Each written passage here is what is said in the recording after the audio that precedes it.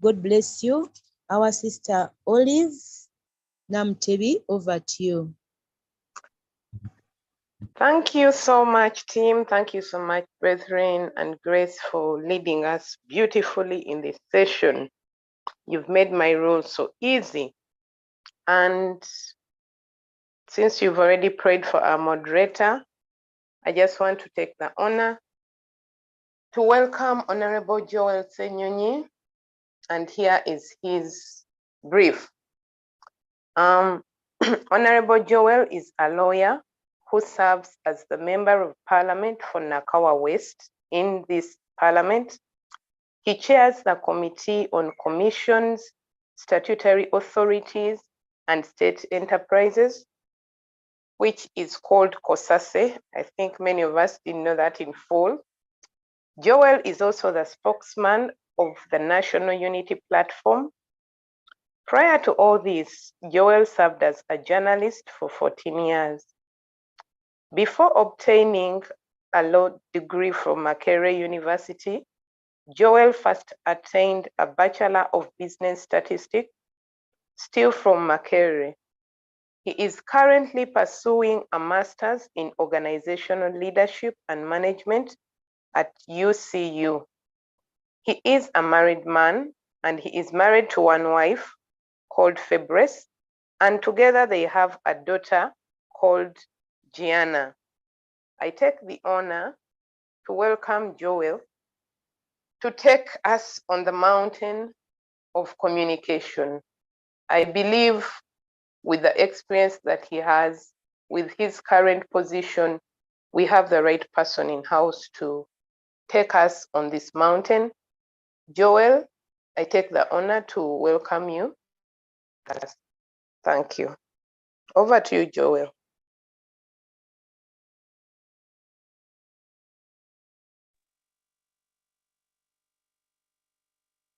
Hello? Honorable, are you there? Thank you. Thank you, Okay. Olive, and the rest of everybody. Good morning. Good morning, Alebats. Good morning, Honorable Joel. It's good to join you here. I request I'll turn on my video in a couple of minutes when I hit the road to begin to move, because I'm headed out. So for now, let me just speak audio. Then in about 10 or so minutes, I'll turn on the video just so that you know that the guy speaking to us is the one. I do appreciate Olive. Olive and I have a bit of a history. We attended, for starters, cell group together at my church, Watoto Church. One of the things that, in my view, have in many ways contributed to the small or otherwise man I am today is cell. I joined church. Okay, now I might be jumbling up this story, my salvation story. But let me just talk a bit about cell now that I talked about Olive. You know, when I do one of the cells that I belonged to at the time, we were there in with Olive, and we grew. Cell was a place where we got to just be ourselves and do life. You see, in the big church, the pastor might not know you. You are not able to put up your hand and ask questions and so on. But instead, you're able to interact with different people. You're able to touch base. You're able to go deeper in the things of the Lord and just grow without being judged, without so much constraints, if you like. Meeting in a home setting, over a cup of tea, share, laugh, and so on. So the air, the strictness that there is in church, sometimes when we are in church, everybody is trying to be holy, you're all organized, you can't make noise, you can't, you get what I mean. So that was one of those things that helped me. I used to bother my cell members lots of issues at the time that I did have, and they were very helpful. You know, that time I was a young man trying to set out into leadership. I was like a father and mother to my siblings. My father had long passed. Our mother was away for quite a bit of time. And so here was a child, in a way, providing leadership to children. But the people I would run towards say, there were elders there who would help me. I'd run to them and say, now my teenage sister is doing this. Now what do I do? She's disturbing me here, you know. And they were helpful. They fathered and mothered me in many respects. I'll get to the media element in a bit. Just a little about my salvation story. I was raised by a born-again mother. So from the time I literally began to understand, my mother was saved. And so when I was 6 years old, that was 1994, I was in senior one. I remember responding to an altar call where we were staying at our formative time, somewhere in Chengira. So yeah, I didn't 100% know what this was about, but I knew to an extent because our mother had endeavored to nurture us, to train us in the things of the Lord, take us to church regularly. I remember our first church back then was Namirembe Christian Fellowship, and I was church somewhere in Bakuri, so we traveled from Chengira to that church. And then there's another I used to go to somewhere in Chengira. And so I responded to the altar call and began to live life with the guidance of my mother. I recommitted my life when I was 16. In 2003, I was in senior 4. Of course, the reason I felt it was important to recommit my life, not that I had backslidden or that kind of thing, you know, but I just thought, okay, now I know exactly, yes, I have been in church, serving the Lord and so on, but then we go to school, especially high school, and most weekends we used to have what we call kadanke. And so I would go and attend, and you know, then on Sunday I would be in church, even serving and so on. And so there was just a little bit of confusion there. And so at that point I felt, no, let me recommit, because now I have a full grasp of what this is about. And so I can hit the ground running. And since then I have not looked back. I've not looked back. Not a perfect man, but I pride in serving the Lord. I joined Watoto Church 25 years ago. And that's the time we moved to around Bakuli areas. And I've never left since. I served there, served in various ministries there. Currently, I served in Holy Communion ministry. When I got into politics, became an MP and so on, people who used to see me serving Holy Communion, moving around, you know, the cups and the bread, and then afterwards we go behind the church once every month and we wash those cups, each one of them, cut the bread and then serve and so on. It's a lot of work. So some of these thought, now this guy is going to continue doing this thing, because I had done it for what? Over 10 years. And I still do. I'm still proud of the fact that I'm able to still serve the Lord. It surprises some people. I don't understand why. I serve at Watoto Kinda. You know, the people who meet me and on those Sundays, you know, and shake my hand and they're happy and they're like, wow, this is amazing. Thank you for serving. And I'm like, I'm just playing a small part. You two should find something to do. Don't just be a pew warmer, you know. But I don't know. It amazes me that we find it really amazing. Okay, I don't know. Maybe that's what people perceive politics to be. But I'm thinking this is something that I've been doing since 2007 or thereabouts. That's how many years?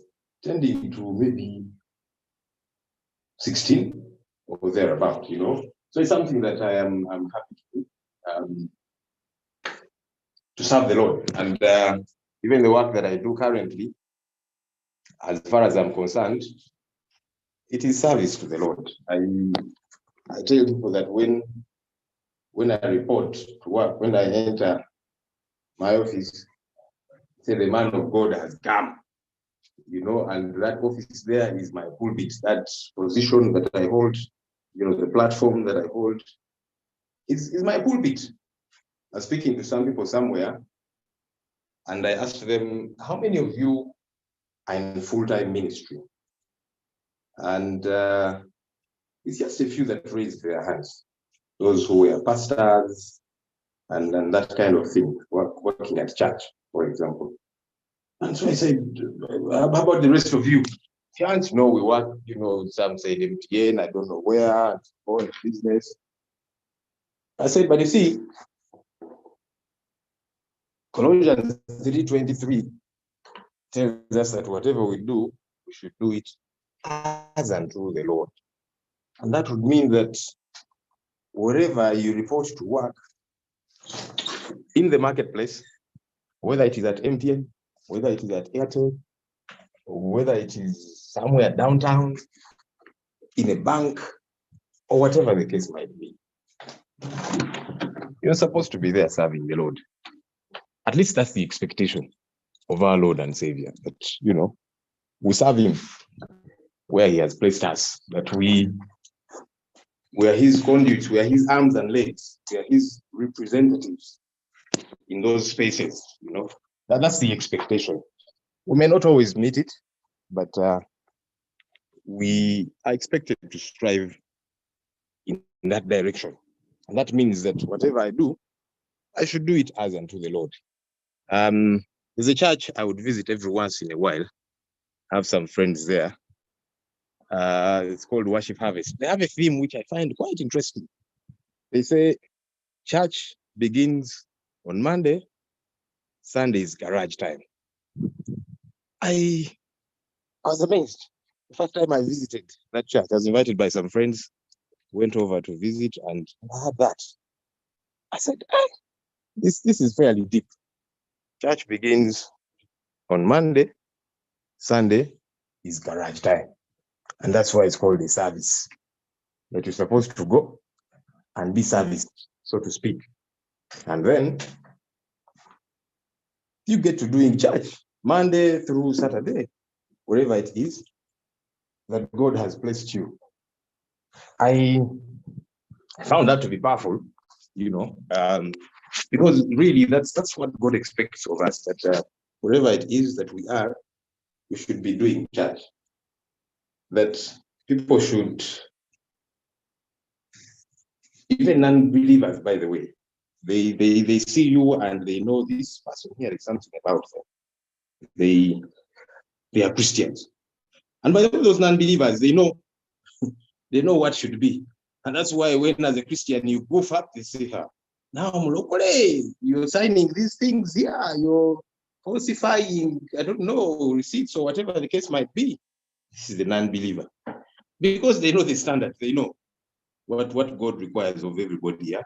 And so it's important that we endeavor. At least that's what I try to do. Like I'm saying, not perfect. The space I occupy, I need a lot of prayers, and I'm glad there's people that pray for me. I pray, you know, it can be complicated, but I keep telling myself, you're here to serve the Lord. And so serve the Lord, you should. That even when you goof up, you get up. That's the other challenge we have as believers, that sometimes we fall because it's human, yeah. Whatever falling is for you in your area of operation, whatever the case might be, or when you have slackened a little bit, because that's the other issue, that sometimes we imagine it is our talents, it is our abilities, and not God. There are times when I have tried to fight, you know, to deal with certain things my way. And then eventually I remember sometimes my wife reminds me that, you know, it is God supposed to be fighting. this, but oh, it is God that should be dealing with this situation. Leave it to him.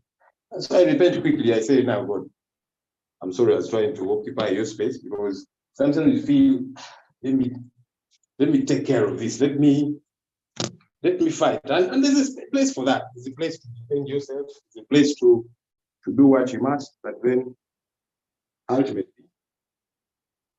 we should surrender to the Lord. So anyhow, I just thought I should give a bit of that background, so that you know that it is Joel Ssenyonyi, brother Joel Ssenyonyi speaking to you. And I'm not Honorable Joel Ssenyonyi. Okay, maybe the two are fused. But there you are. Just give me 30 seconds. Let me bid farewell to my wife and daughter. And then I'll be on the move. Just 30 seconds.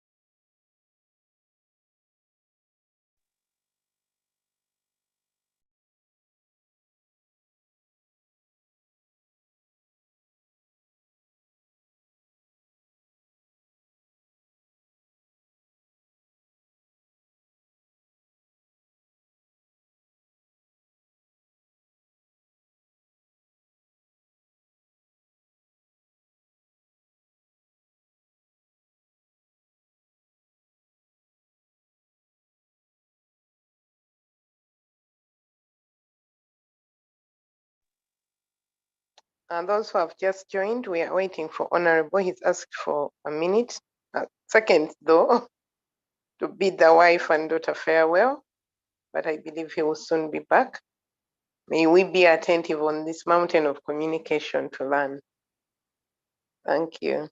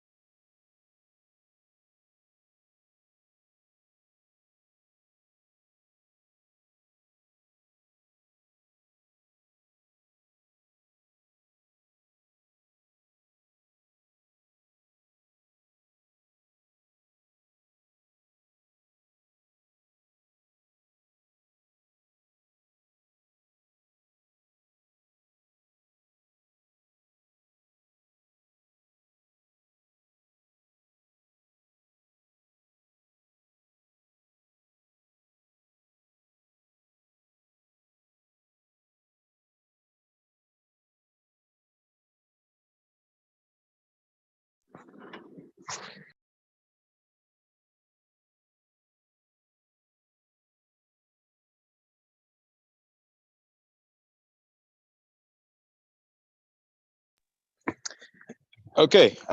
Sorry, took longer than the 30 seconds that I had asked for.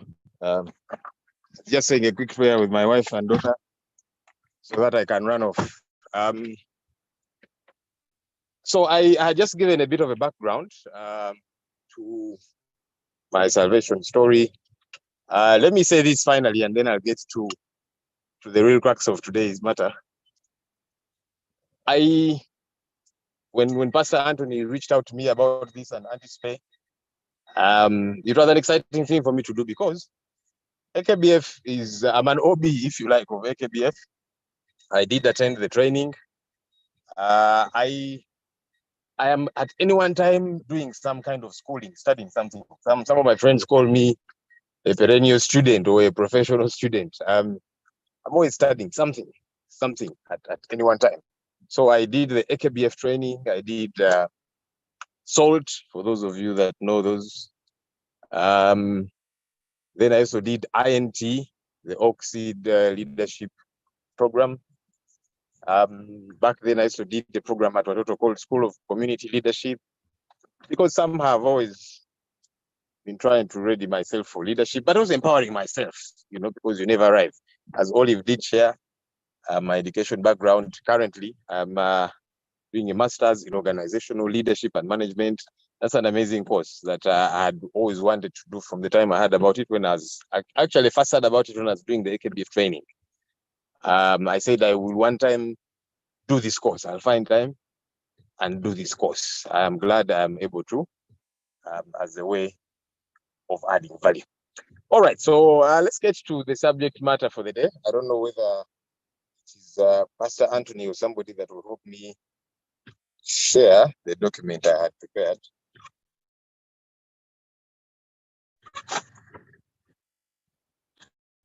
Yes, I will share by using my handset. Thank you, Musumba Anthony. Anthony, well, you'll allow me to call him Anthony, but Pastor Anthony.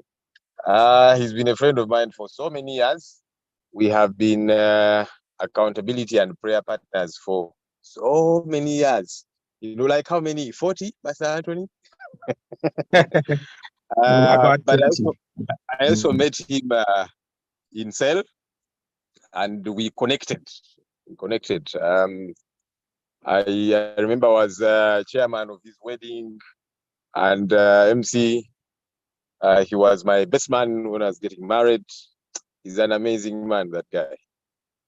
All right, so let's get to the subject matter. I just prepared a few bullet points, and I'll be speaking to them, and then we see how things go. All right, we can move to the first slide.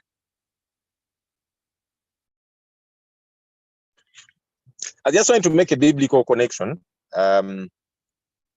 regarding this mountain called media.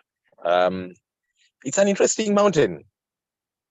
You see, the time I started the 7 spheres of influence, or 7 mountains, if you like, we had them talked about when I was doing AKBF, SALT, INT, almost every leadership program. Even the masters I'm doing currently, there are bits and pieces there. And each mountain is unique in its own way. I guess wherever one has a passion, that's where they see, But this mountain called media is interesting because it kind of penetrates everywhere. It can make or break. That's what the media really is. It makes or breaks.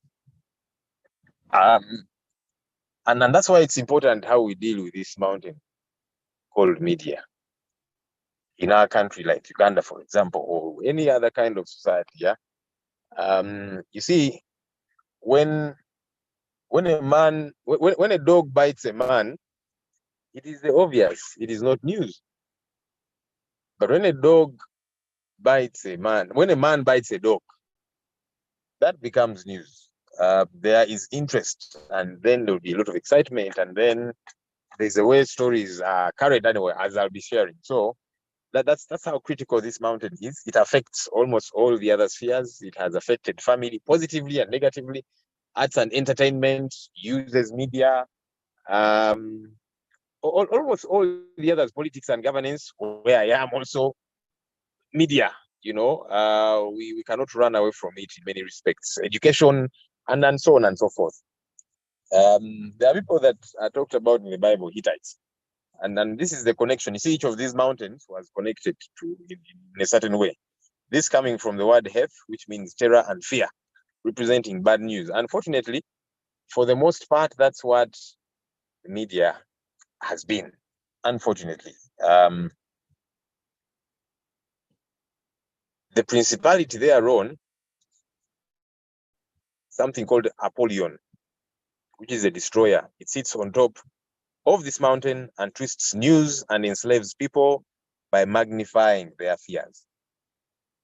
That's what, unfortunately, the media tends to do sometimes. And it's deliberate. But there's redemption as far as some of us are concerned, so it needs true evangelists.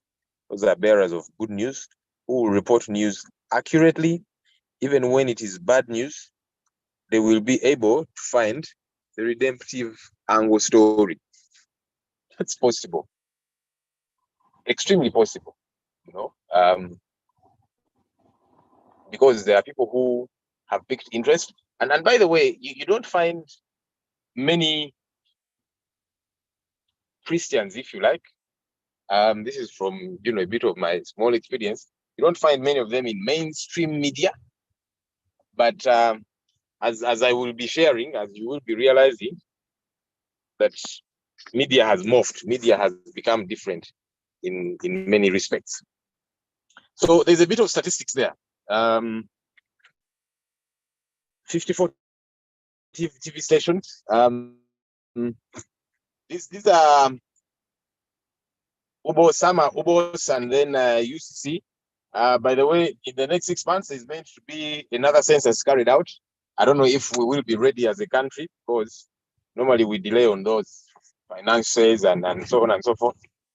So it's what eventually would inform the latest. But these are some of the figures I was able to capture. We have over 54 TV stations licensed. That's too many. Growing up, we had UTV. You would wait for 6 p.m. Watch Habari. I think the first program usually was that Swahili news, and then at 7 p.m. there will be Uganda news, and then there will be a soap opera at some point, and then Bale Francis would come on at about 8 p.m. and maybe a movie or that kind of thing, and then at midnight the show closes. There would be those calabars, those many lines which look like rainbow, that kind of thing. They're called calabars in media, and so TV would have closed at 12, midnight. Now that's the situation we grew up in, and I'm sure it is a situation for many people on this call. I'm not the only old one. I'm actually not very old. There are people like Anthony who I think are in their 50s. but anyhow, that's what it was like. But today we have 54 TV stations, over 200 licensed radio stations. Actually, they're about 250. Those are licensed, and there are others which are not licensed. There are those who are operating somehow, but they're not on the radar of UCC.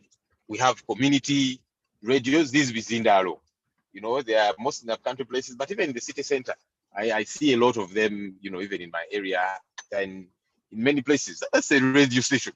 You find they have a studio, they have some equipment there, and that kind of thing, and so they project in an area, in a community, over those Bizindalo. Now, that's not part of the 250. So if you were to add up all of that, because they also broadcast on a daily basis throughout the day, different things that are, in a way of concern to the community therein. There's pay TV. So aside from the 54 that are licensed locally, we have pay TV.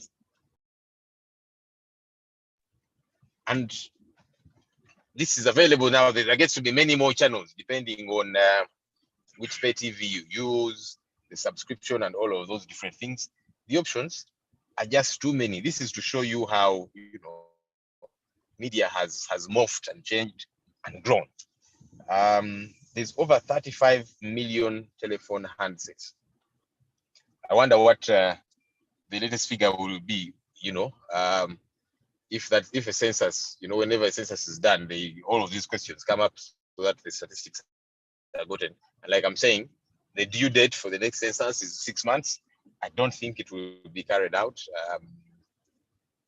They seem to say there's no money yet and so on. But anyhow, that's the due date for the next census. So many times we just prognosticate. From the time the other census was done, if the population was X and the population growth rate was whichever, maybe 3.2%. So each year they just, do a prognosis, do some math there to say, now we are at this. Now we are at this, So over 35 million telephone handsets. Can you imagine that? I remember when we were growing up, it is our neighbor who had a landline. This gentleman used to work somewhere. And so he had a landline. And so whenever we needed to communicate, whenever either mom was somewhere, dad, and they needed to get in touch with us for one reason or another, they would call, and then somebody would come running to us. You have a phone call, and then would run to the neighbors. That was even before the advent of, I think it was Celtel. Then eventually people got those Celtel, phones, the big ones for the rich people especially. And times have changed the situation. is totally different. I remember I held my first phone in 1999, I think it was. Yes. I was in P7. My mother bought it for me because that time she had traveled, and so we needed to have a phone at home, and I was the one in charge of it. So, you know, that was one of those. And so things have been morphing and morphing. And then, as I indicated, the smartphones, we have about 10 million of them. Now, 10 million smartphones is also another advent, because when phones had now just begun to penetrate the market here, we had the Nokias, we had the Alcatels, we had the Ericsson. Ericsson was my first phone, you know, and it was exciting to have that button thing. But then times morphed, and now most people have got smartphones. The figure it could be way, and that's what I'm saying, over 10 million. Everyone you find has got a smartphone, you know, because they have become fairly affordable over time. And so you find that most people will have some kind of smartphone. And so they have access to information a lot more than they did previously.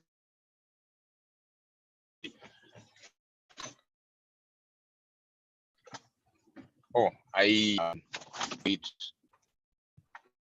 as I move, you might not see a very clear picture since I'm in the car on the move. I don't know, has that video come on? Yes, it has come on, Honorable. Because I was trying to, oh, okay, there you are. So it's not too clear because I'm in a car, and don't worry, I'm not speaking to you while driving. Let's just say, but now this man here. So anyhow, I'll just turn it off so that I concentrate a little. If you don't mind, did you guys want the video on all through?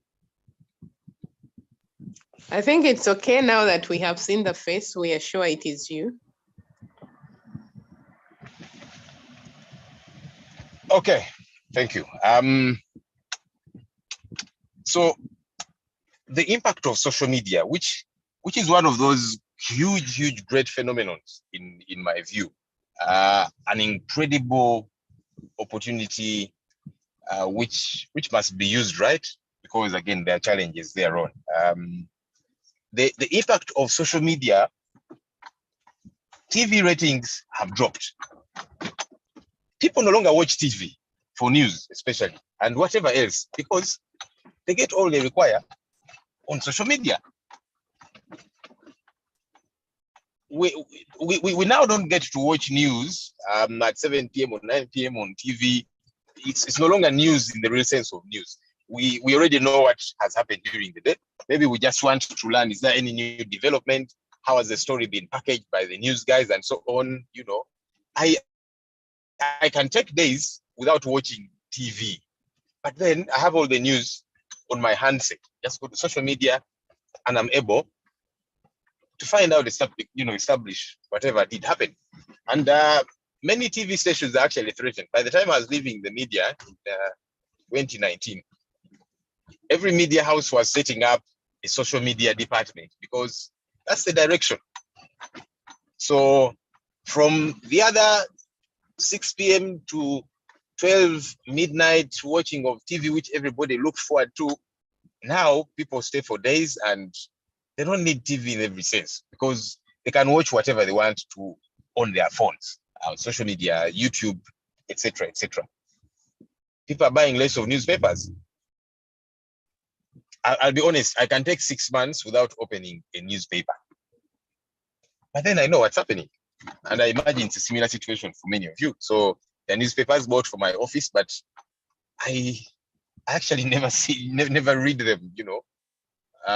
Rarely will I open a newspaper to read a story, because I get everything on my phone. And so these newspaper companies will tell you that the ratings have dropped. People buy less of newspapers. It's no longer what it was back then. And that's why they've also adopted an angle of social media. So you see each one of them having that element. So they also communicate on Facebook, on Twitter, and so on, because they know that's where the people are. So there'll be a few people who will still buy newspapers. Yeah, they still buy, but the numbers have incredibly dropped because of this impact on social media. Same story with radio. Back then, people would, listen a great deal to radio for different programs and so on, the traditional radio, if you like. But now, again, there's less and less of that because they get all the information they require. And besides, even phones are radio, have radios, so but even then, that is radio. But again, there's less and less people following what's happening there because they get everything on social media. That's showing you impact.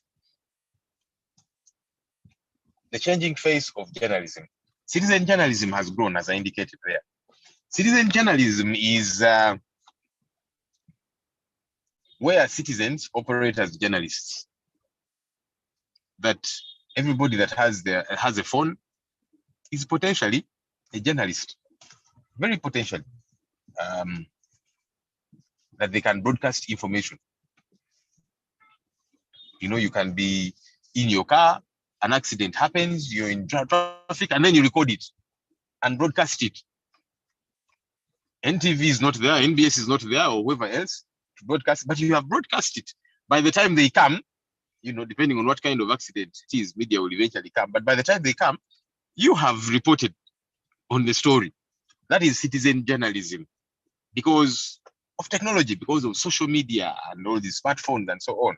So times have changed. Yeah, everyone with a smartphone can broadcast information, can break can break news, and that has threatened media houses today. So that shows you how powerful you are, even as a citizen journalist, and how the media has incredibly changed in many respects.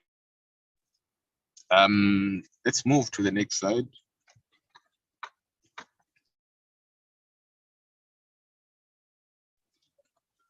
So I talk a bit about pros and cons of the growing media. There are advantages to this, and of course there are challenges which have got to be dealt with. And maybe at this point, let me just share in about 3 minutes my media journey, tethering it to what I've seen as pros, and then the cons. It's a bit from my small experience of 14 years in the media. I was in the media for 14 years. And so a number of these things I was able to see. I joined the media in 2006. I was in senior 6 vacation. So again, prior to that, when I was in school, when I was in P7, I became head boy, and so I had the opportunity to every so often speak at the assembly. And that gave me confidence to communicate publicly. When I got into high school, I joined the debate club and so on, and we had something where at every assembly, a class would be in charge. And so that class would do the entertainment, lead prayer, and then also read news. We would source news, what's happening around school and then outside that is relevant to students. And then we would package this news, and then we would read the scripts at assembly. And each time it was my class, the one who was fronted, because the first time I did it, people kind of liked the way I did it. So each time it was my class, so that would be like, but there are other people that we should give chance. We shall not get good marks and so on. So there was competition between classes whenever there was assembly to do better than the others did. And so I would read news, I would source news. So the journalist in me began to come through. And as I kept doing this, I said, but one time I should actually read news on television for real, not just here at assembly. And so that kept growing. Eventually I became a prefect, eventually I became head boy. And so I was always communicating publicly. And that gave me confidence. So when I was leaving high school, I remember telling my contemporaries, by the way, I'm going to work on TV. They told me, Joel, those are usual dreams, but anyhow. So I get into vacation, and I begin to approach media houses for an opportunity to work on TV. I remember going to WBS. I went to UTV. I was morphing into UBC. I went to, there were not very many, you know, and each time I would go to a media house, they would look at me and say, but now this young man, I was small and, you know, and young, and say, but man, why don't you first study? You just invert, you know. I'd say, but well, if you give me an opportunity, I can show you what I have. So many of them just kept promising, you know, okay, we'll get back to you. I think they were just looking at this young man and wondering, now, what's wrong with this one? Then I remember along the way, UTV had just metamorphosed into UBC. And now they were looking to rebrand. They were looking to, in a way, have a new picture of what this media house was like. So they were changing programming, they were changing presenters, and everything connected to that. And so they put out an advert. They were, you know, hiring people to do news and so on. And so I applied. And when I applied, they called all of us for starters. I remember going there, it was a flood of people, as you can imagine. Whenever there's an advert for a job, many people apply. And if it's TV, the numbers are even more because people want to work on TV somehow. Well, most people really. And so I go there and I'm looking around and I'm seeing all the people, some of whom have even previously worked on TV. Now they want another opportunity or whatever. And I said, but what exactly am I doing here? You know, everyone is, all guys have degrees, some masters, some I don't know what, and you know, and here I am, a 19-year-old fellow who is with these guys at wanting a job to work on TV. And I remember some of them asking me, but what exactly are you doing here?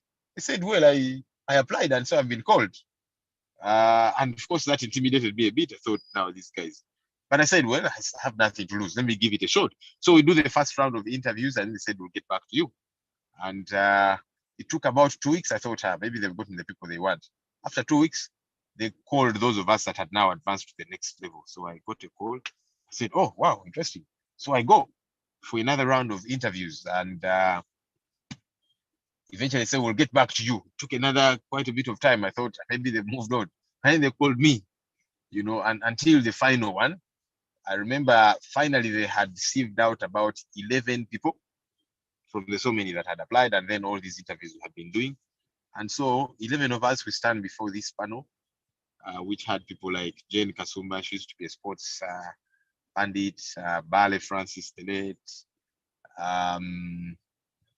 Andrew Luandaga the late also, and other people, you know, and other top management at UBC, who we faced. And so I was standing at the extreme end of the line. And I remember Andrew Luandaga asking me, saying, hey, young man, how old are you? And then I said, I am 19. And he said, 19?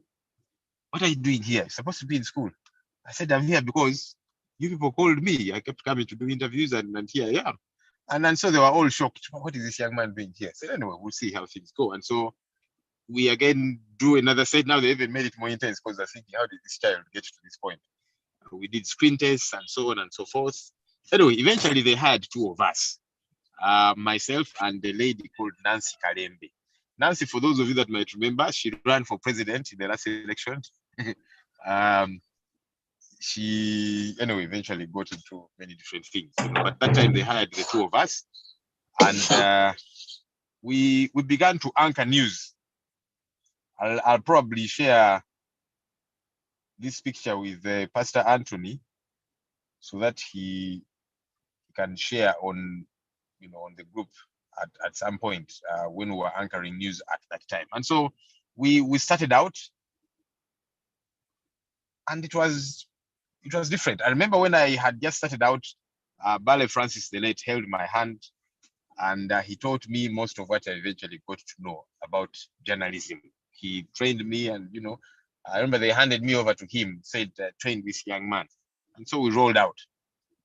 And I kept growing, and one thing led to another. Of course, as is the case, first time for anything, it's intimidating. So we used to do behind the scenes trials. We prepare, but when it's the real thing, it's different. The very first time they told us that Pastor Anthony have shared the picture. If you could just throw it there for a few seconds. First time they said, now you guys are going live. It was intimidating, but I knew I had to get ready. And so anyhow, I rolled out. So I worked at UBC for 5 years until I felt maybe my time here, I have run my race. I wanted to grow. And I felt at the time there was no longer opportunity for that. Many times I was having battles with my bosses because of the way I felt we needed to do the news.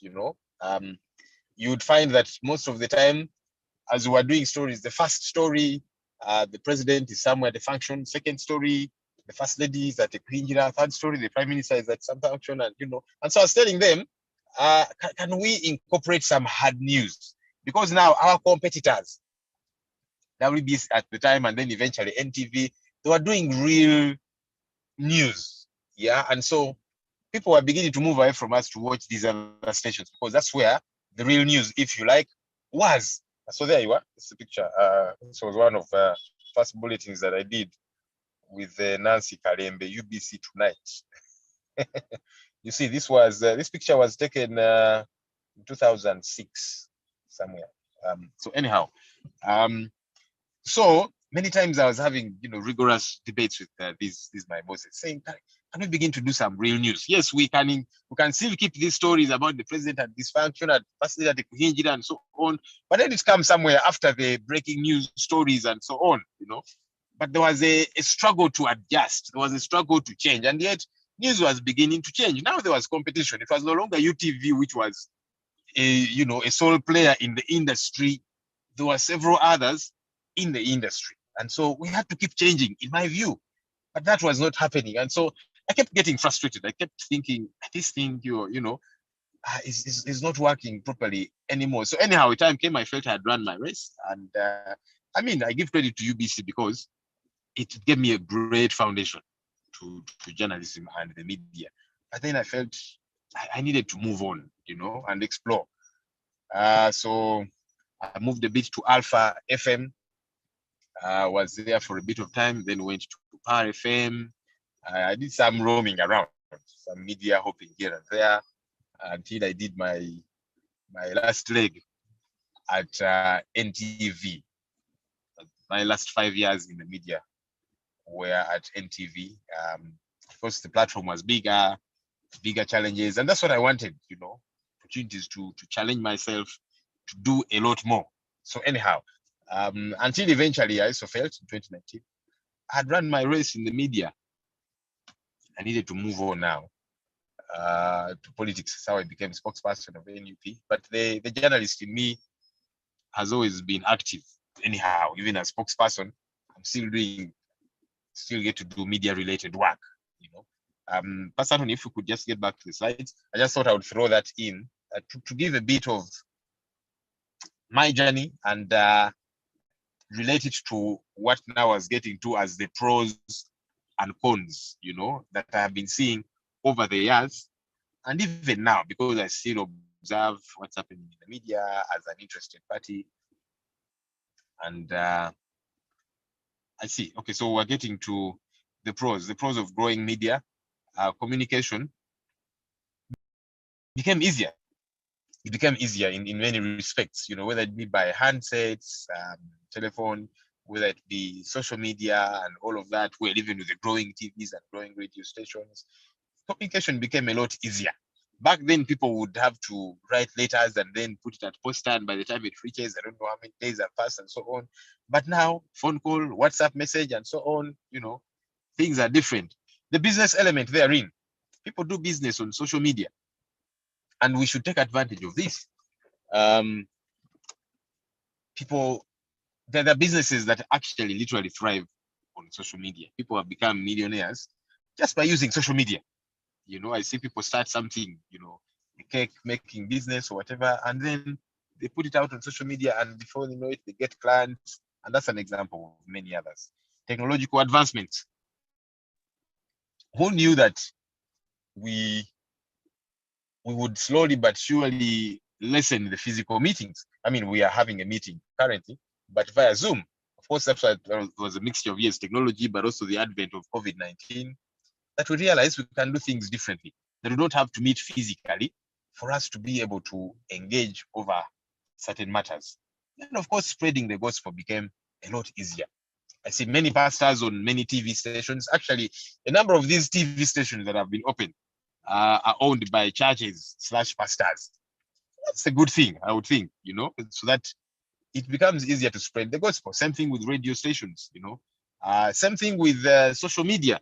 I see many ministries, doing their work on social media, Christians sharing Christian content and all of that. And so we should make use of this opportunity and not just do church traditionally. When we were in COVID-19, again, churches realized we needed to adjust a bit, be on television, be on social media, and still reach people with the gospel. That's important. So we should take advantage. Sometimes we only look at the negative elements about media and social media, but there's the incredible bits too. And so the cons, let's just move to the cons if we can, of media, growing media. The next slide. There's a lot of fraud that happens on social media and media generally, because now it has grown. Everyone is there. I've had people who have been defrauded because somebody impersonated me. Somebody goes on Facebook, opens up a page, Joel Ssenyonyi, and they begin to go in the inbox of some people, and some people are gullible or maybe not very alert at times, and so someone is taking advantage of, says there's this and what, and and so before you know it, money has exchanged hands, and that's why eventually I had to get my page verified so that people know this is the blue ticked one, that is mine. The others are not mine. Of course, it also takes a bit of time to verify and so on their processes. But yeah, so there's a lot of that is happening. Even with the phones. I remember when I was still in the media, again, people used to be defrauded. Somebody calls. I remember bumping into an MP. There was a workshop, and so there were several MPs there, and I was moderating it. And so during the break, one of the MPs came to me and said, "So how is the patient?" I said, "What patient?" He said, but yesterday you called me telling me about a patient. I sent you money. So how is the patient doing? I said, you have been duped, really. You've been defrauded. I don't have a patient. I've not spoken to you. And so this MP showed me a number. I said, but you called me using this number. I said, but you have my number, so which number is that? And now that's when this person realized they had been defrauded. They had been called because somebody called them and asked them to call the person. Actually, they called somebody, that the number that had called them.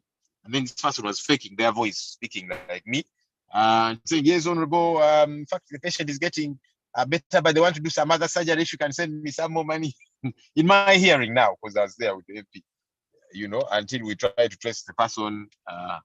And that's the story anyhow, of a number of other people. Pornography has grown with the advent of social media, and media generally, somebody just by clicking a few things here and there, and they access whatever they want to access. So that's the downside also.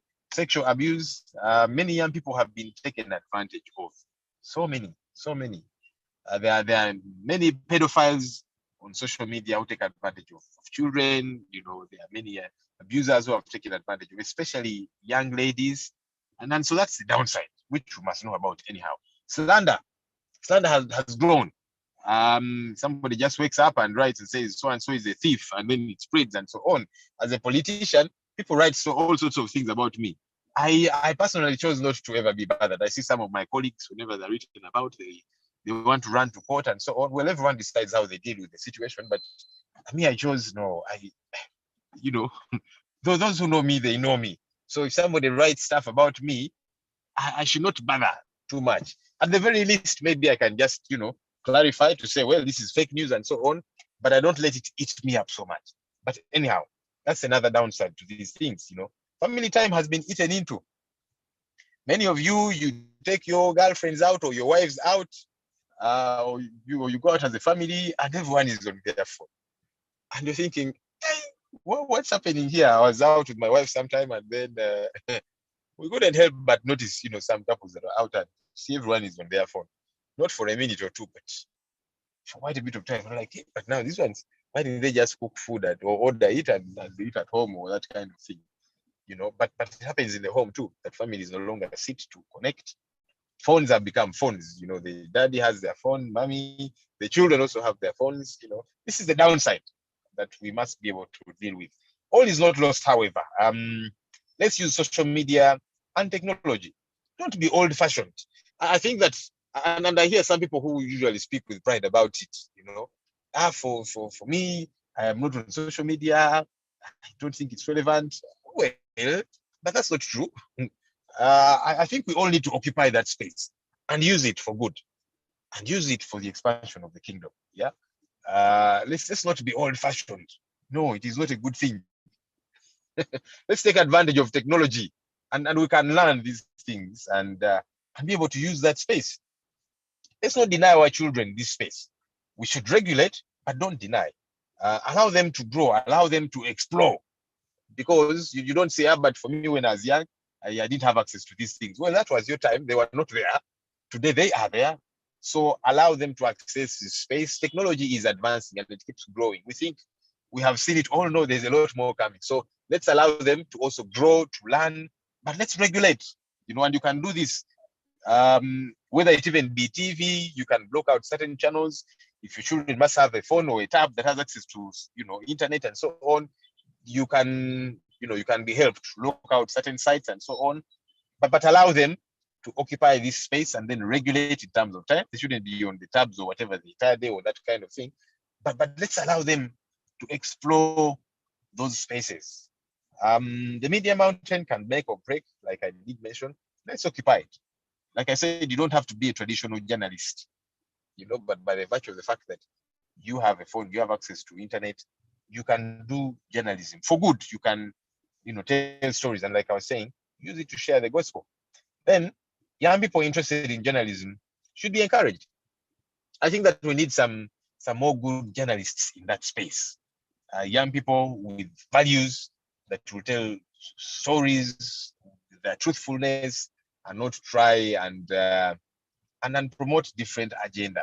There are journalists, that eventually would catch up with and get them fired or that kind of thing, that would try to extort money out of people, whether politicians or whatever. I have this story, they told me you raped a child or I don't know whatever the case might be, stole money.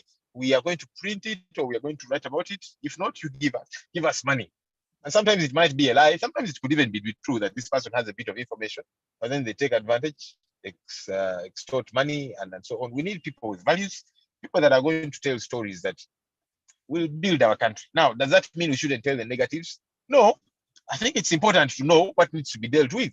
If there's corruption, we should not sit on it to say, but you see, this gives our country a bad image. We cannot tell about it. No, those are some of the fights I used to have with some of my Christian friends. Say, but Joel, you guys, you tell too many bad stories. And yes, I would agree that sometimes the bad stories will be too many. We need to put some good stories there in to encourage and so on. But what I would never agree with is to say that we shouldn't totally report about the negatives. No, I think that it's important. You see, once you cover up something, then it will grow and it will thrive, but we need to strike a balance, a careful balance among all of these different things. Next slide, please.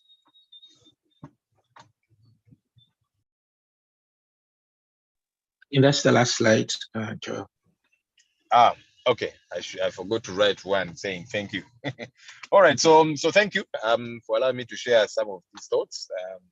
Maybe if there's one or two questions or additions, I imagine some people here might have been in the field as well and would want to add one or two things. Thank you. Thank you. Thank you very much. Yeah. Olive, yes, I'll hand back to you shortly. Yeah, thank you very much, Joel, for taking us through here, your busy time. I, of course, have quite a very great bias. I met with Joel about 20 years ago, and like he shared, we are really prayer partners. Remember the things he used to pray about, to be a lead of influence. Right now, it's just static to see that he's been given this mountain. First time someone realized that I was his best man. He used to get me messages. Are you sure this is the right thing you have done? How can you really partner with someone who is people power?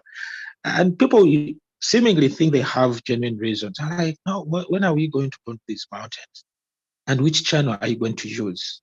Daniel used Nebuchadnezzar's channel, Joseph, Pharaoh's channel. So I think we need to pray for each other. Indeed, I am also very glad to see that Hannah Watt is here. Hannah Watt was our mother, me and Joel, in the early 2000s, in 2001, 2002, 3, hosting us and giving us real serious counsel as young men growing in the Lord. This is not a family affair.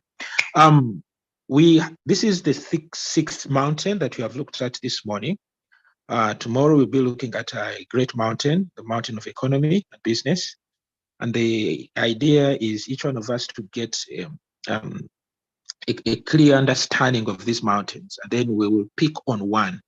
Now, yesterday we ran a poll. We shall run it again tomorrow.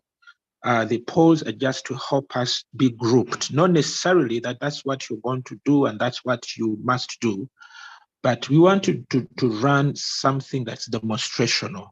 We want to be real hands-on for all of those that will be able to. It's really some tough work, but yes, the tough will get going. Jesus says the kingdom of God suffers violence. It's the violent that will take it by force. So that's the whole advantage. This on our social platform, the WhatsApp, we also did another poll vote. Please be involved. On Thursday and Friday, we'll be able to group ourselves and have some discussions even before we close this series this Friday. Thank you for the support of the ministry. I have shared the YouTube channel in the chat section for you to catch up with all the recordings. Continue to support the ministry. There's a lot that's going to happen, and also especially this month of April, we are going to have an in-person conference. The details I think we shall share tomorrow, starting tomorrow, in person, where we will meet face to face those who will be able to travel to Kampala. So there's quite much that's going to happen, and I'd like to invite you to be part of this cause and revival. I use that word because it's commonly used these days.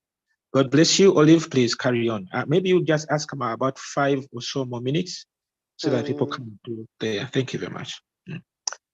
Thank you so much, Pastor Anthony. Thank you so much, team. I know some are already dropping off. Honorable, if you can give us just 5 more minutes. And for the team, those who have questions, please let's push them to the chat room or raise your hand. I will read the first question that is already in the chat. Honorable, somebody is asking, blessing.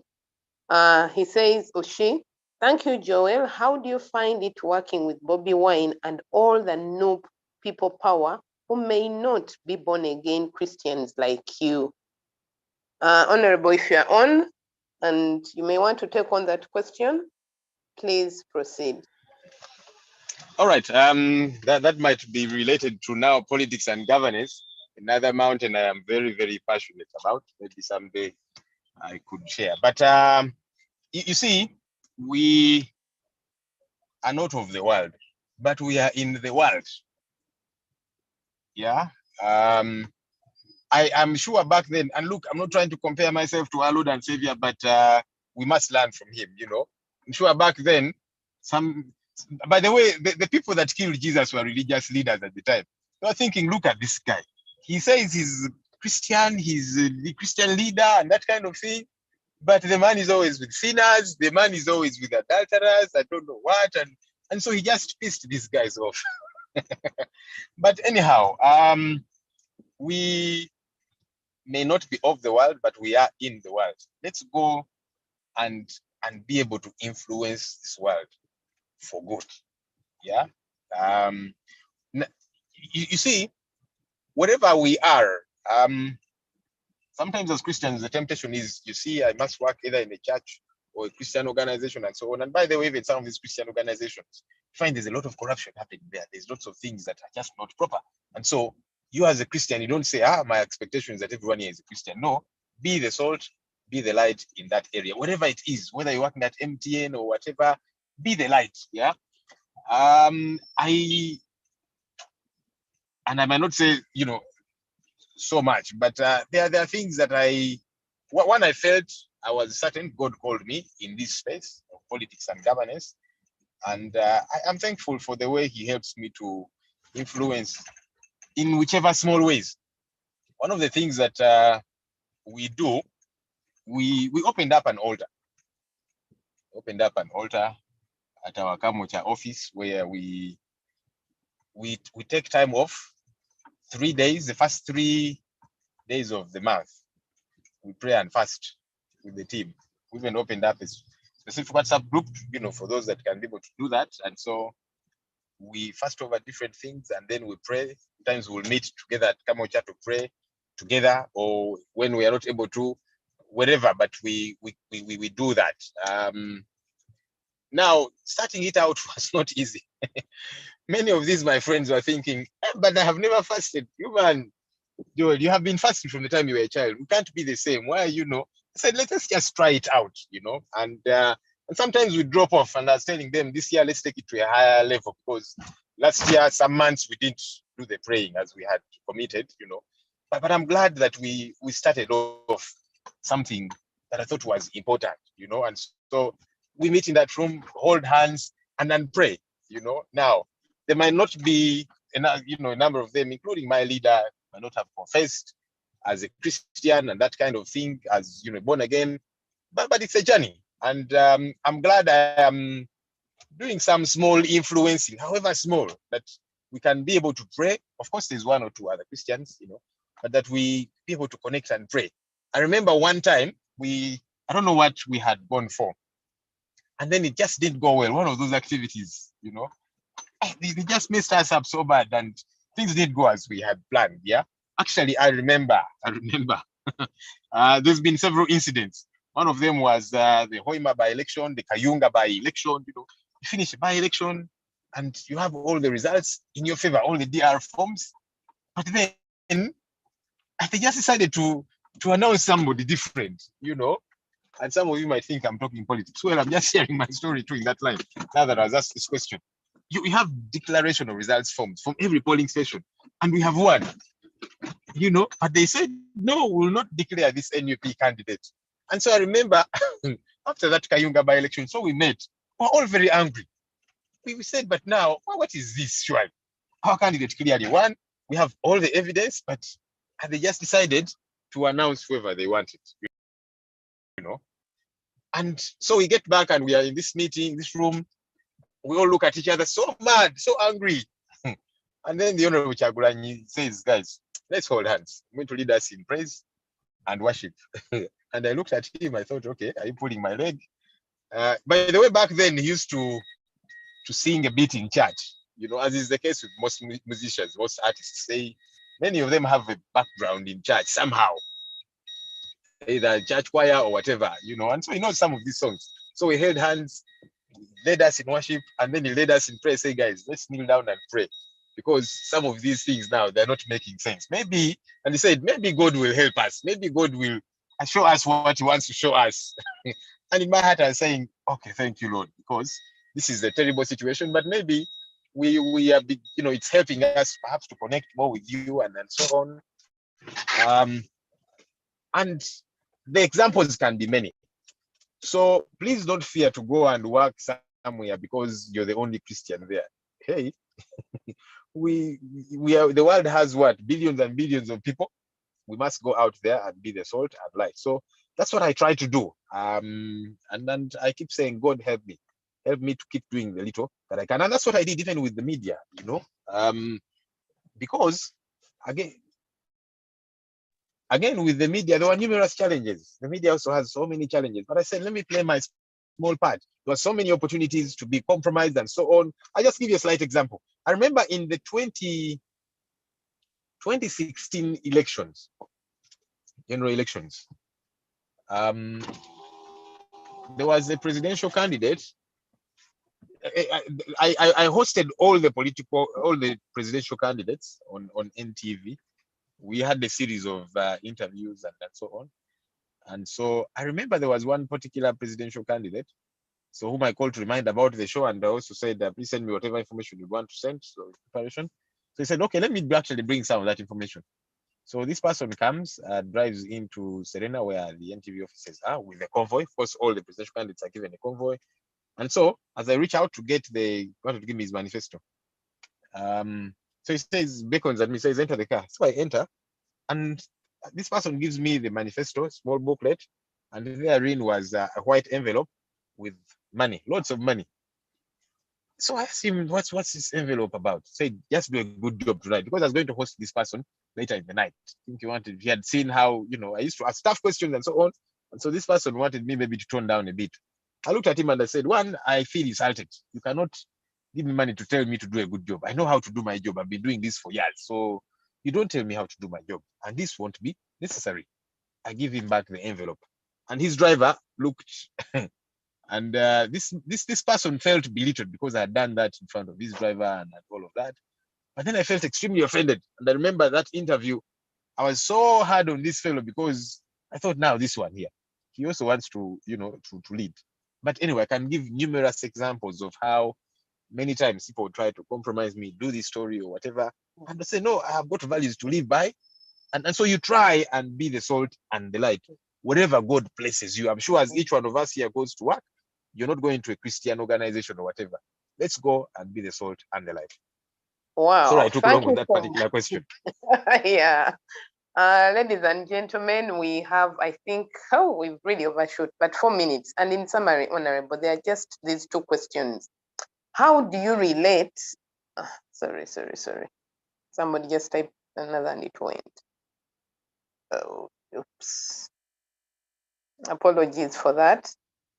No, someone is asking, how do you relate with Psalm 1 verse 1? And I just related to that, which says, blessed is the man who walks not in the counsel of the ungodly, nor stands in the path of sinners, nor sits in the seat of the scornful.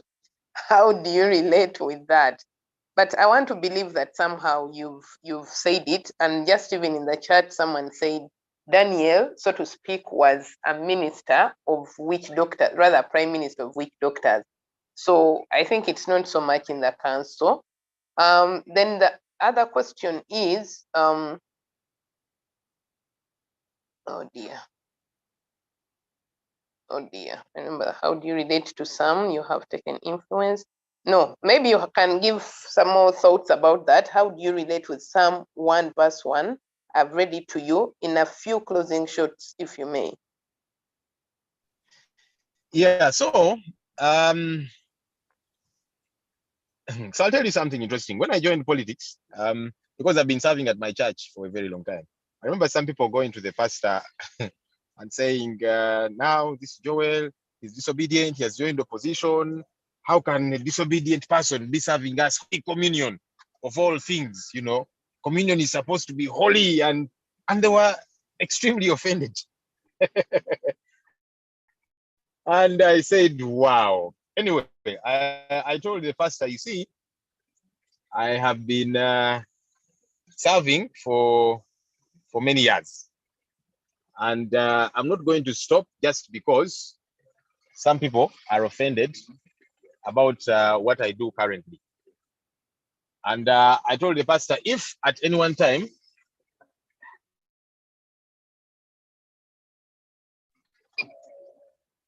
sorry, yeah, so sorry, I was reading something here. So I was saying that I told the pastor, look, if at any one time you feel I should stop serving, let me know. But for me, as far as I'm concerned, I don't think joining politics should cause me to stop serving the Lord, that I'm in opposition and so I'm disobedient. It didn't even make sense to me. What does that even mean? Prophets were as if opposition, if you want. They would reach out to these kings and say, here you have goofed up, you are disobedient, you were doing the wrong thing. And some of them were even killed, but anyhow, you've got to do what you've got to do. So I told the pastor, look, if you ever feel uncomfortable with me serving, you tell me, I will stop once you tell me to. But I'm not going to stop just because there's 1 or 2 people who feel, for me to serve the Lord, I must work, I must belong to a particular political party and not another. What does that even mean? So anyhow, the pastor said, look, I found you here serving, keep serving. and wherever God has placed you, serve him. And I remember one time he made it very clear on one of those Sundays. He said, look, some of you have been approaching me, telling me some people can't serve here and that kind of thing, And he said, I don't care which political parties you guys belong to. That was Pastor Eddie Message, who is the pastor at Watoto Tinda. He said, wherever I belong wherever I belong. I don't care. When you come here, I see all of you as children of God. So those of you who want to serve wherever you feel the Lord has called you to serve. Those who don't want to serve, warm the pews and go away, but don't come here telling me, So it was, sometimes it can be that ridiculous. But for me, I decided I am serving the Lord where he has placed me. Okay. And I imagine this person who was talking about, someone, the counsel of the ungodly and so on. That's the world. That's the world. And like I said, even those that work in Christian organizations, there are issues. That's why you, as a Christian who is a Bible reading Christian, go and point those people to the right direction. Okay, so where I am, I've got to do what I've got to do. And I thank God he gave me this platform to try and point people that I operate with to the right direction, wherever it is that you work. There's no clean political party in this country. There's no clean organization, 100%. There's no, and that's why you are there to serve the Lord and be the salt and the light. Yeah. So I just want to encourage people, don't be intimidated. And by the way, that's the other thing about the media. Because of the numerous challenges, some people feel, I fear to join the media, I'll not remain Christian, or I fear to join politics, will I keep standing? I fear to become a lawyer. Back when I was young, I wanted to become a lawyer, but then eventually I said, but lawyer, it's difficult to be a lawyer and tell the truth, and yet I'm a Christian, But look, let's serve the Lord. Let's be humble enough to serve the Lord where he has placed us. You can't be perfect, but go and be the salt and the light. If you want to join the media, you can be in the media and be a Christian. You can't say, but now I'm looking for, I can't work at NTV or NBS because, okay, even if I'm doing news, but the other programs which they run, which are, worldly programs, music shows with skimpily dressed people and that kind of, so I can't work in that organization. Hey, go and be the salt and the light. If you feel out to join politics, you can be a political politician who is a Christian, and you serve the Lord faithfully. It is possible. Thank you. Wow, thank you so much, Honorable Joel. It is possible. It is possible. Brethren, we want to close it here. There is a lot of appreciation for you in the chat. And indeed, may the Lord keep shining his light upon you where you are. That's someone who has said that. So ladies and gentlemen, may we unmute and share in the words of the grace. We've really overshot. And may the grace of our Lord Jesus Christ, Our Lord Jesus Christ, and the love of God, and the fellowship of the Holy Spirit of the Holy Spirit, Be with us all all now and forever. Amen. Amen. Thank you. And be the Thank you. light Amen. of the world. Thank you. Thank you, Joel. Thank Thank you, you. Thank you very Joel. much. God bless Thank Thank you, you. Joel. Great. God bless you.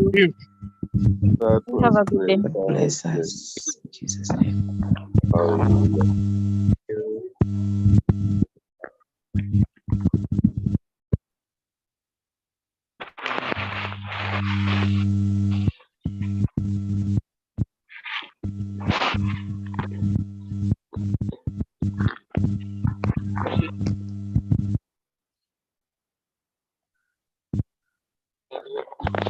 Magari